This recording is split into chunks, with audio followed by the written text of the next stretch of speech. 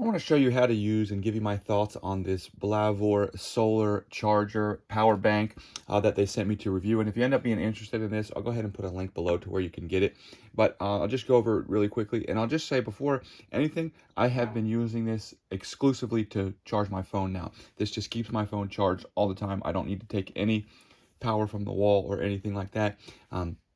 By charging this up. So this has been really neat. But anyways, I'll go over and show you how it works. So we have this, obviously the solar panel here, and you know that it's working. This little green indicator light will indicate if it's getting light to charge. You can see if I cover it up, that light will go out, and if I take it out, then it will come back on automatically. So you know that you're getting charged if that light is on there.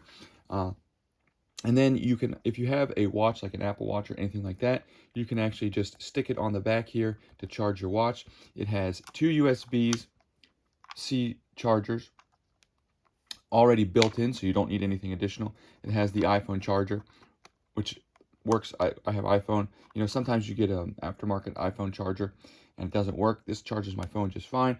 And then it has like a male end of a USB.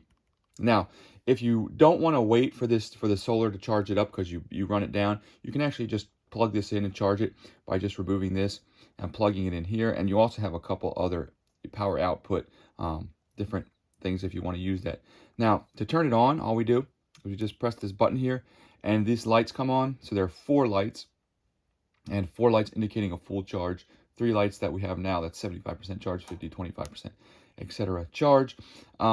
And this, you'll see it'll probably happen here. If it doesn't detect that it's charging anything after 30 seconds, this will just automatically turn off. And then just one more thing, this actually has a light. You can just press and hold the power button, and you also have a flashlight with it. So all in all, this thing, it's, not very heavy, really just kind of just the right size.